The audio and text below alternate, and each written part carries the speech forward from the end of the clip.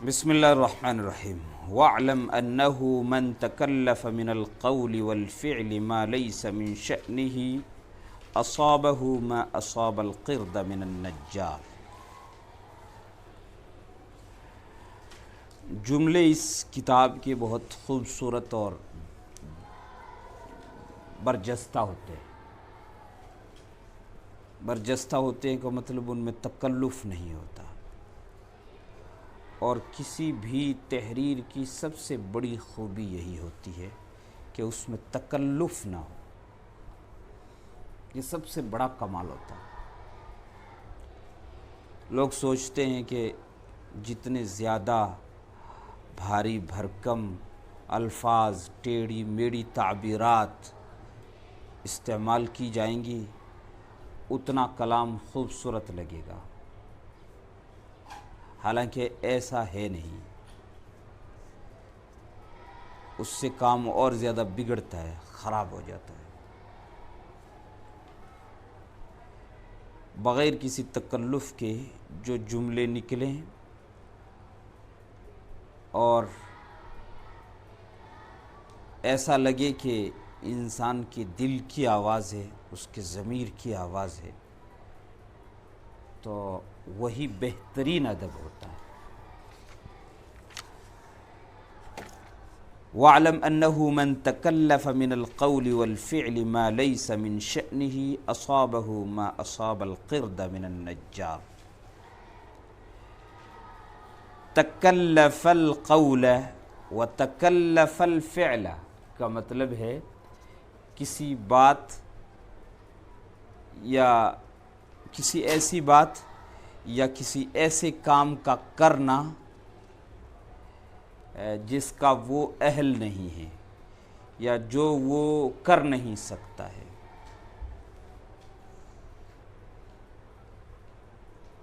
کسی ایسی بات کا کہنا یا کسی ایسے کام کا کرنا جس کا وہ اہل نہیں ہے، اور جس کے کہنے اور جس کے کرنے میں اس کو مشقت اٹھانی پڑے، وہ اس کے لیے مشکل ہو۔ جان لیجئے کہ جو شخص کسی ایسی بات یا ایسے کام میں پڑ جائے جو اس کے لیے مناسب نہیں ہے، لیس من شأنہ، جو اس کے لیے مناسب نہیں ہے، جو اس کے لائق نہیں ہے، جو اس کی حالت کے مناسب نہیں ہے، اصابہ ما اصاب القرد من النجار، تو اس کے ساتھ وہی ہوگا جو بندر کے ساتھ بڑھئی کی جانب سے ہوا تھا۔ اصابہ ما اصابہ، اصابہ کا فاعل ہے ما اصابہ، پہلے اصابہ کا فاعل ہے ما اصابہ، اس کو وہی پہنچے گا جو بندر کو پہنچا تھا۔ اصابہ یصیبو کا ترجمہ ہوتا ہے۔ اصابہ کا معنی ہے کسی چیز پر صحیح ٹھیک سٹیک نشانے پر لگ جانا۔ مصیبتن کو مصیبتن کہتے ہیں اس لیے کہ وہ سیدھی آتی ہے، وہ سیدھی آتی ہے، چوکتی نہیں ہے۔ ایسا نہیں ہوتا ہے کہ بخار آنے والا ہوتا ہے مسعود بھائی کو اور بھولے میں غلطی سے سجاد کو آ گیا، ایسا نہیں ہوتا ہے۔ اصاب یصیب اصابتن۔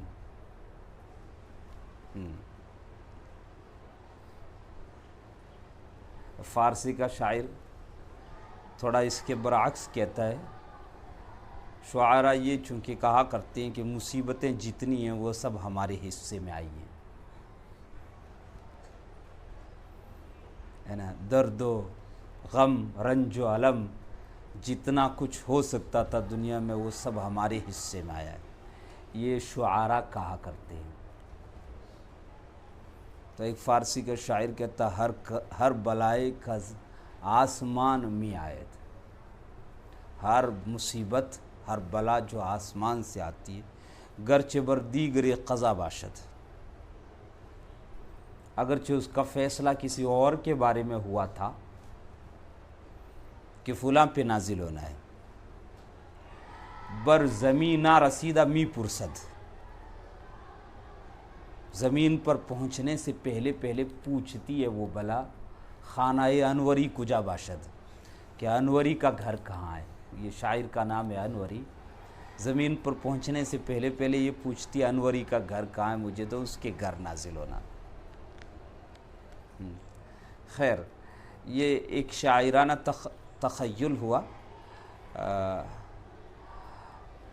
ورنہ مصیبت کو مصیبت اس لیے کہتے ہیں کہ وہ ٹھیک پہنچتی ہے، اس کے معنی میں تکلیف نہیں ہے،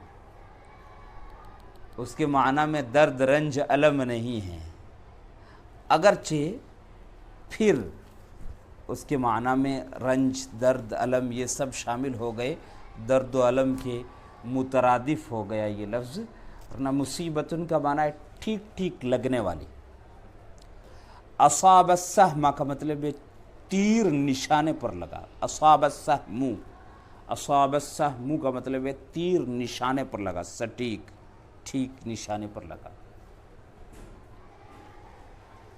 تو اصابہ ما اصاب القرد من النجار، اس کے ساتھ وہی ہوگا جو بندر کے ساتھ بڑھئی کی جانب سے ہوا تھا۔ کس کے ساتھ؟ کوئی اگر ایسا کام کرے جو اس کا ہے نہیں، وہ اس کے لائق نہیں ہے، بتکلف ایسا کام کرے جو وہ اس کے جس کے وہ مناسب نہیں ہے، یا جو کام اس کے مناسب نہیں ہے۔ قالت دمنہ وکیف کان ذلک، دمنہ نے پوچھا یہ قصہ کیا ہوا تھا، وکیف کان ذلک یعنی بڑھئی کی جانب سے بندر کو کیا ہوا تھا۔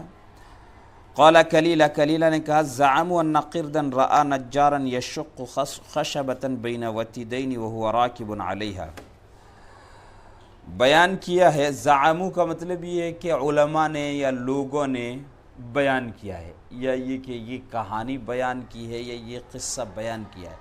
زعمو ایسے موقع پر ضمیر غائب بغیر مرجع کے ذکر کر دی جاتی ہے، کہتے ہیں کہ،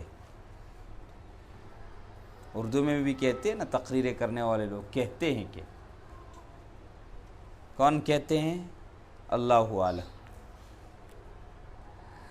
زعمو کہتے ہیں کہ، یہ بھی ترجمہ کر سکتے ہیں، لوگوں نے کہا ہے کہ، دعویٰ کیا ہے کہ، زعم یزعم کا اصل معنی ہے دعویٰ کرنا،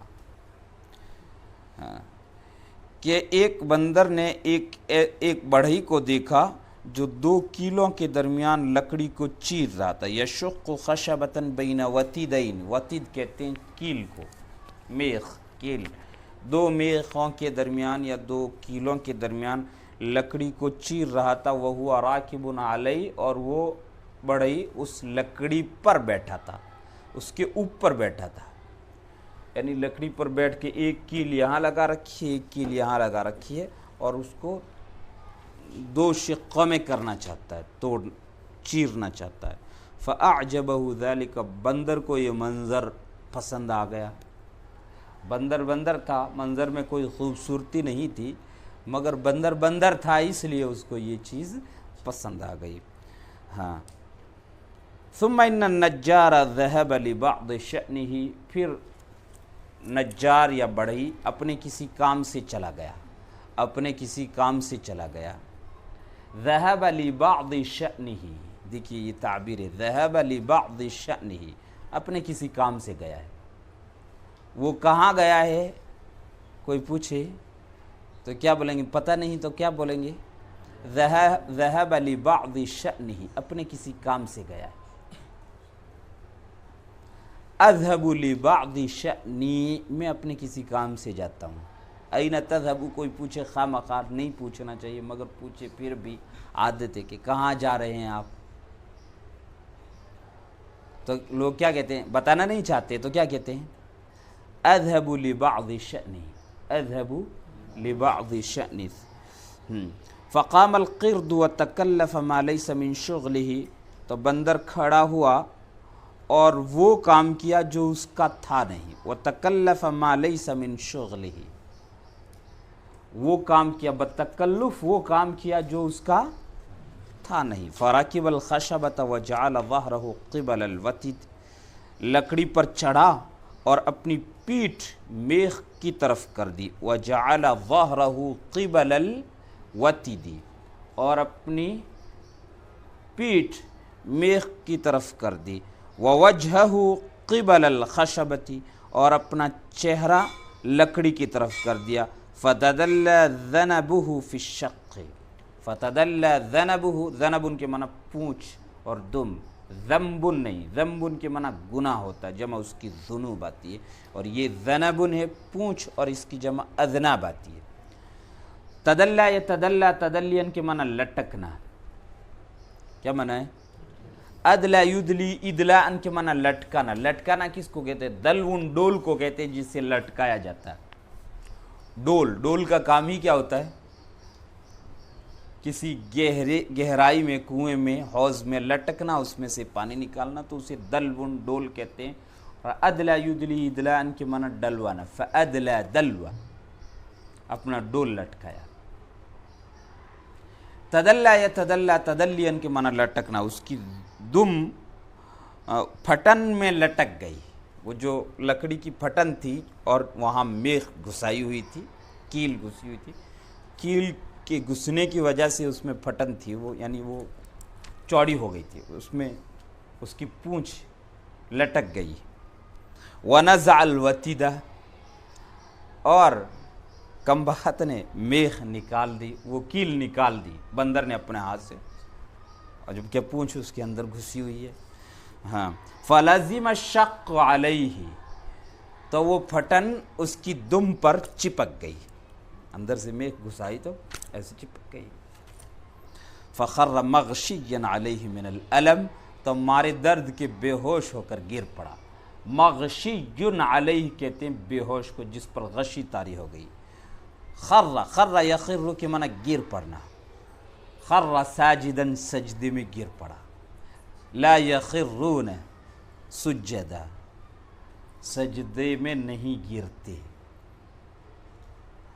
خر یخر، خر موسیٰ صاعقہ، ہے قرآن کریم، صعیقہ یا صاعقہ، صعیقہ، صعیقہ، صعیقہ، چلیے صعیقہ.